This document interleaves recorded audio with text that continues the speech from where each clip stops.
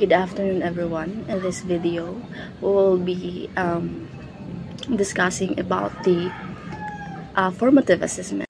First, let's go to the etymology of the words formative and assessment. So, formative, this word derived from the Latin word formare, or meaning to form, shape, or create, or fashion. So, in educational context, formative refers to the process of actively shaping, guiding, and improving the ongoing process of teaching and learning. And the word assessment comes also from the Latin word, Latin verb assidir, which means to sit beside or with. So historically, an assessor would sit beside a judge to offer advice or expertise. So, ang formative assessment daw, it's like a molding clay, because in molding a clay, while daw soft pa ang clay, imo siyang butangan og water gamay, murag na sa ikuan sa sponge, and then murag na ay liquid nga ikuan sa sponge, and then ang katong clay, while soft pa siya, imo siyang i-guide if unsa nga shape, form ang imuhang gusto, imo siyang i-guide. And in relation to the formative assessment, while ang learning is still happening, imong i-guide ang students if sakto ba ilang nasabtan, pareha ba mo og kanang direction sa lesson ing ana. So mo nang nay mahitabo nga formative assessment, because it's an ongoing process magod siya, process of teaching and learning. So in molding a clay, if dili nimo siya ma-correct ang mga excess bitaw niya, dili nimo siya ma-correct while soft pa lang ang clay, is maglisod na ka og correct, of course, maglisod na ka og change ang form niya, ang shape niya, if mo hard na siya. In relation, again, to the formative assessment and learning, maglisod na ka o pasabot sa usa ka bata nga mauni ang sakto if ang iyahang nasabtan nga mao na to yang naandan. Like for example, anang mga belief, and then kanang makasugat na sila og mga new perspective about a certain thing, maglisod na sila og dawat because sa ilahang naandan. So that formative assessment is very important. Definition of assessment. Definition of assessment is type of evaluation that hopes during the learner's process, not the end. That's mean purpose to give feedback that helps both teachers and student improve. It's check how well students understand that lesson while they are still learning it. Second, it helps the teacher identify areas where students struggle so that teachers can adjust the lesson right away. Third, it also helps students recognize their struggles and weaknesses so they know that to improve, kung saan pa ilang ma-improve about anak. Good afternoon, everyone. So today we're going to talk about the purpose of formative assessment. So the purpose of formative assessment is the fundamental goal of formative assessment is to monitor and enhance student learning and instructional effectiveness. During the teaching and learning process, it is a planned ongoing cycle gathering, interpreting, and using evidence of students' understanding to make immediate adjustments and drive student progression. The primary purpose of formative assessment is to monitor student learning and provide ongoing feedback to both students and teachers. It is a continuous, low-stake process designed to inform and adjust teaching and learning while it is happening. So, ang formative assessment di ay is kuan siya usa siya ka assessment nga para sa teachers ug sa student, which is para mahibal-an ni teacher kung si student nakasabot ba sa iyahang discussion or sa iyahang lesson. So formative assessment serve as several critical objectives that all focused on improving student outcomes in real time. It is to guide instruction, which is for teachers. So, for teachers, formative assessments provides teachers with immediate data on which concepts students have grasped and where they are struggling. So, this allows the teachers to adjust their instructional strategies,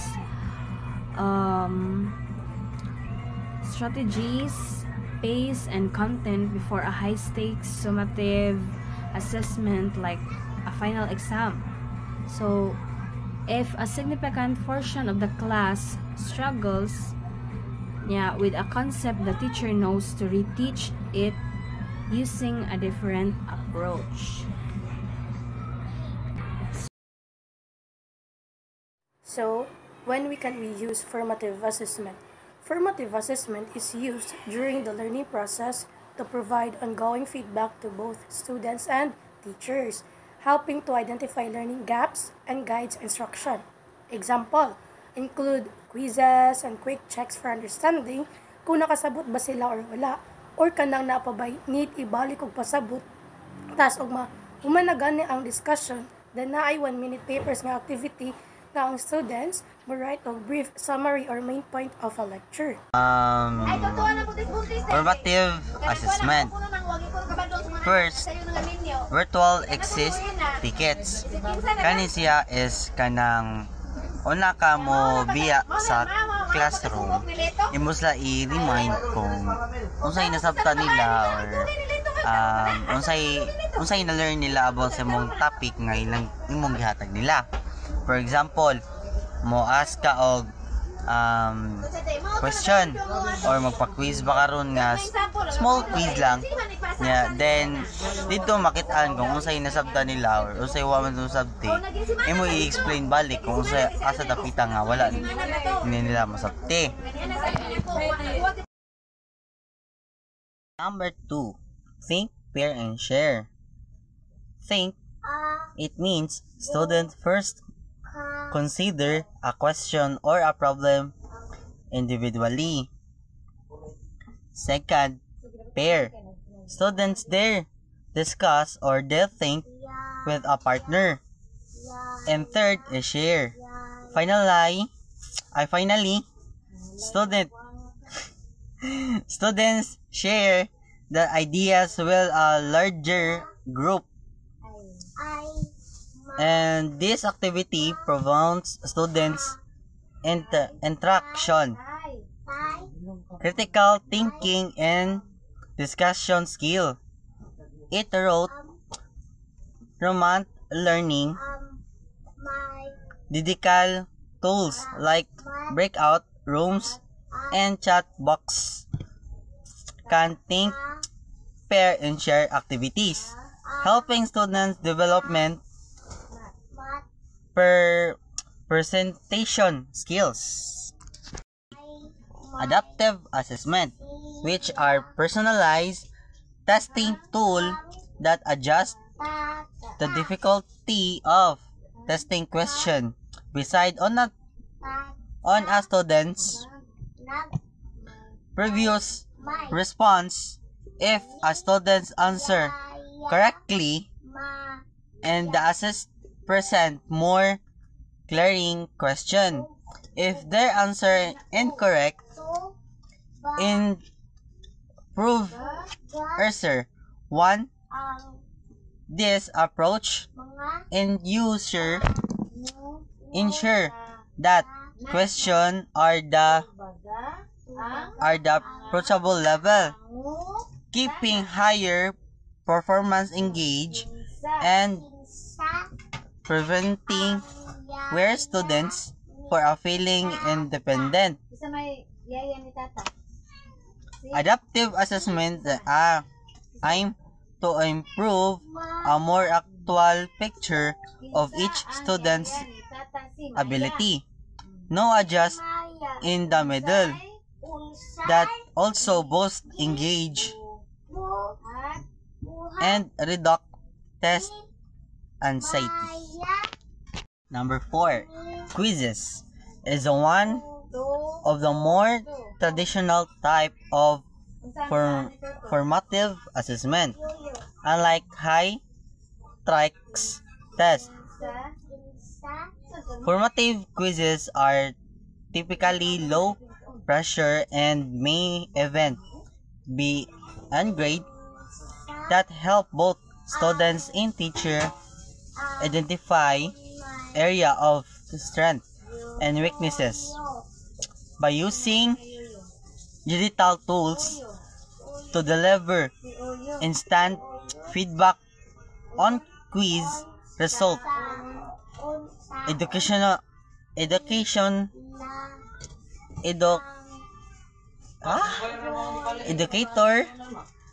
can inspire engagement and support students' progress, while each EdTech platform like Tao educators across different classrooms can issue that same quizzes to their students, allowing administrators to compare students' progress and enter school. 5. X-minute paper, which are typically done at the end of the lesson. The short realistic exist encourage students to process and material while and write about that they learn or any long question that have. They provide teacher while quick feedback on the effectiveness of their instruction. Of example, after a lesson on the typical area of their room, educator may ask of a 5 minutes paper can explain that relationship between the hypothesis of opposite and adjustment sides of triangle and Tao. Teachers can easily create metadata tags to mark difficulty level of the prop and adjust responses to get more insight into students' process. Beside assessment and gamification as an approach that integrate element of games, including competition, collaboration, and real-time discussion, making to keep students focused and engage. Gimmick assessment range for a point beside team quizzes to increase similarities, meaningful high order of skills. For example, to evaluate collaboration skills, teacher may use to tao and create to a chat both assessments in which students to create a student to create a story will an avatar when present suggestions to them. During their activity, students must explain each discussion they make, improving this discussion and the listening skills. Because the assessment involves role-playing and storytelling, students will be impressive at appreciative actually. Formative assessment. First, virtual exist tickets. Kani siya is kanang una ka mo biya sa classroom, imos la i-remind kung unsay nasabtan nila or unsay na-learn nila about sa mong topic nga ilang imong gihatag nila. For example, mo ask ka og question or magpa-quiz ba karon nga small quiz lang nya, then dito makitaan kung unsay nasabtan nila or unsay wa man sabti, imo i-explain balik kung unsay asa dapita nga wala nila masabti. Feedback cycling assessment, where students complete to ask, receive feedback, and then resubmit their works beside on the feedback. A feedback cycle approach can be used many type of formative assessment. So as a quizzes, short essay, and concept mapping. The important thing is cover students reveal time feedback and offer them an opportunity to self-correct. By closing the gap between to ask, competition, and feedback while automate grading solution, teachers can save class time while helping students improve their skills. 9 is polling, as a virtual formative assessment that can be done using simple hand raising, links, or digital tools like TAO. Teachers ask a question and students respond with a choice, allowing the teachers to quickly assess the overall understanding of the class. Polling is particularly useful for gaining comprehension during a lesson, enabling the teacher to adjust instruction on that spot if needed. Is a self-assessment, as a type of formative assessment that encourage students to reflect on their understanding, identify areas to improvement, and set personal learning goals. Educators should provide students with rubrics on grade to give their self-assessment,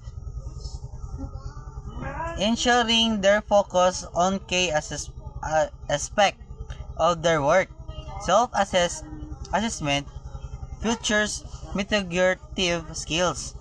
As a student learn to monitor to regulate their learning struggles. Their practice not only enhance self-awareness but also motivate students to take ownership or their educational journey. Is Socratic Seminar as a structured groups discussion where students engage in deep critical analysis of a task, topic, or a question. In a Socratic seminar, the teacher acts as a facilitator, protecting students to think seriously, to discuss their interpretation rather than directly instructing to providing answers. The form of formative assessment engage active participation, decline, and higher order thinking. Students are evaluating to ability for a reason, articulate thoughts, listen to others, and building ideas present during discussion. So, ang next slide is about the examples of each types nga na tackle ganina. So, we have here our first type is the virtual exit tickets. So, ang example ani niya is kanang bitaw mo answer ta og mga Google form nga na ay ang most common nga questions aning mga virtual exit tickets is kanang what have you learned sa earlier nga discussion.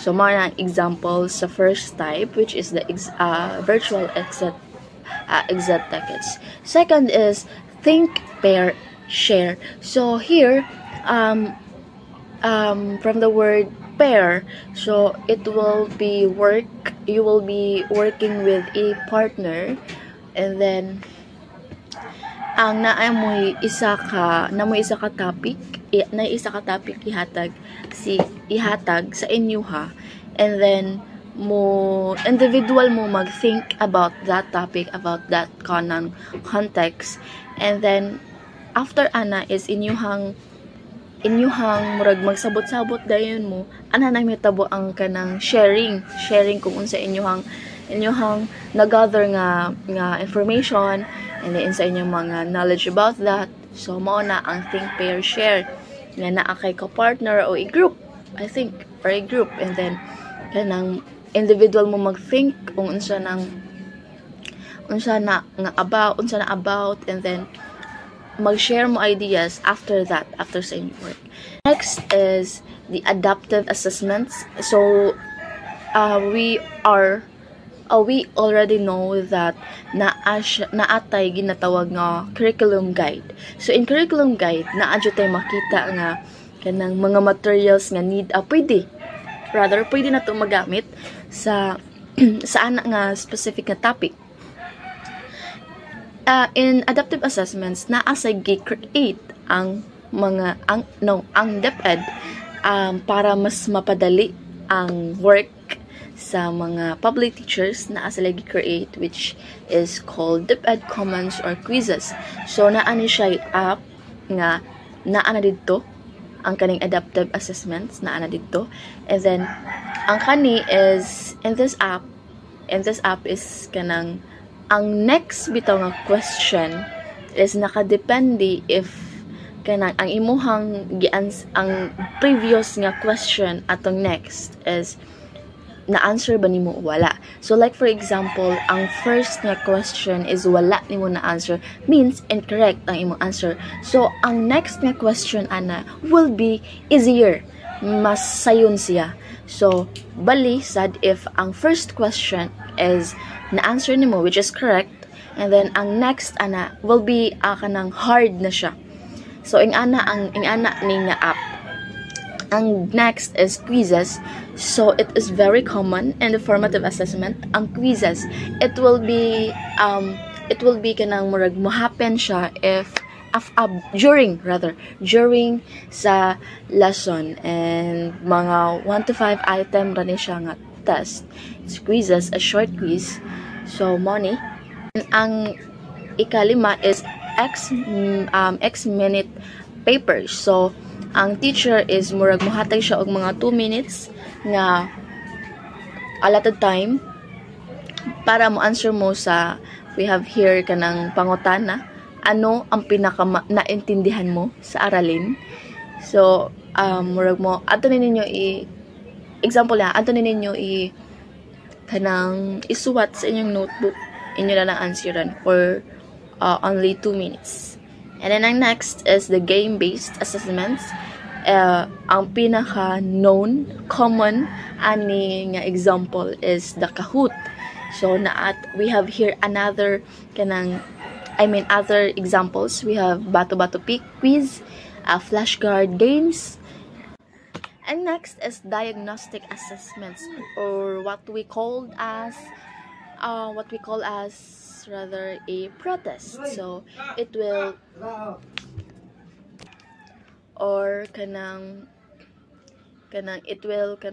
measure your prior knowledge and sa previous nga grade nato nato.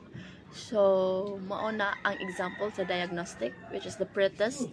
Mao na ang test nga, or mao na ang assessment nga pwede na to ma-conduct before sa atong lecturing, the pretest. And then next is the feedback cycles. So here is the teacher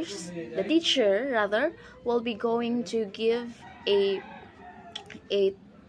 topic, a question about something, and then mo kanang ang mga bata is like ilahang i-answer into a paragraph, and then i-pass nila, i-submit nila, and then ang teacher from the word feedback, ang teacher mo feedback through writing nga naa dito, makakita na ka og mga red ball pen, mga mga handwritten dito, and then naa dito ang mga need mo i-improve nga, like i-capitalize ang first letters word, ang sa pailain nga mga comments, i-justify ang imuhang i-justify, printed, if printed, i-justify kani nga type manggod is ang pasabot ani kani bitong ang cycle sa pag-feedback, ang feedbacking cycle.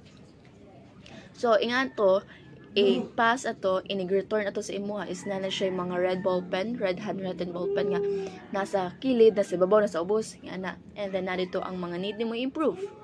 And then after ana, of course, you as a student, imo nang i-revise, imo tong i-correct ang katong mga mistakes nimo nga naa na dito daan.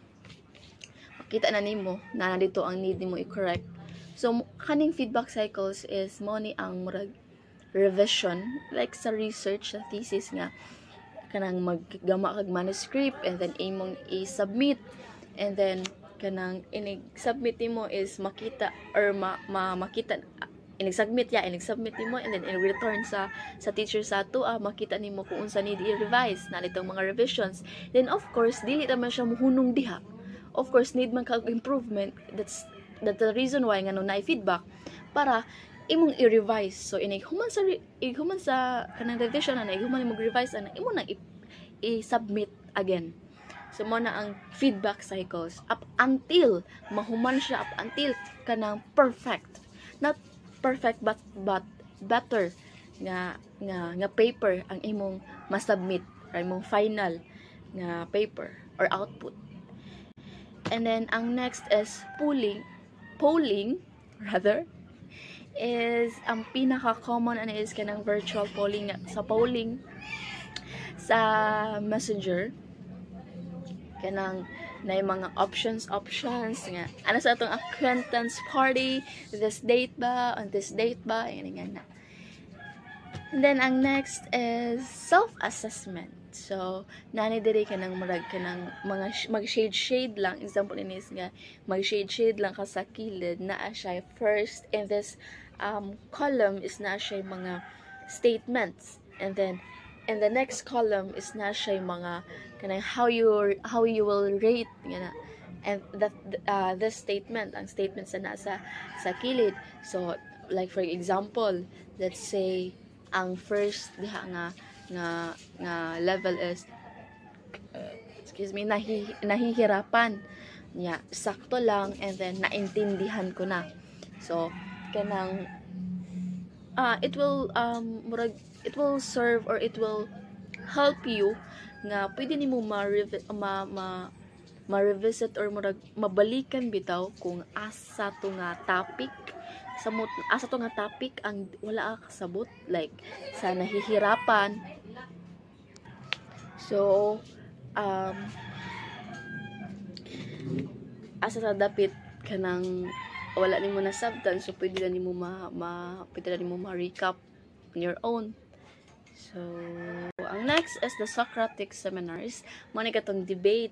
So ang teacher is muhatag og murag kanang topic, and then naay two groups, and then ang right group maybe will going to defend the answer no, and then ang left nga group will going to defend the answer yes.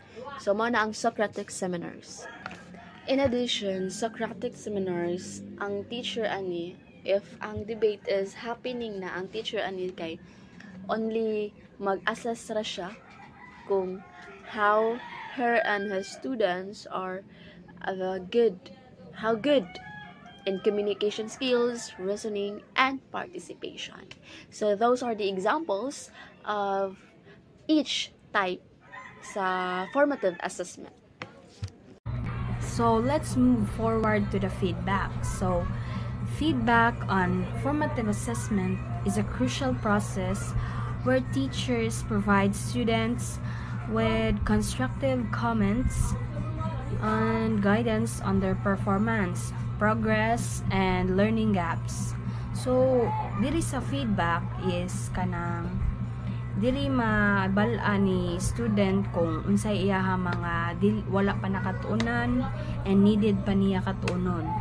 So feedback on formative assessment helps students identify strengths, weaknesses, and areas for improvement, promoting self-directed learning and academic growth.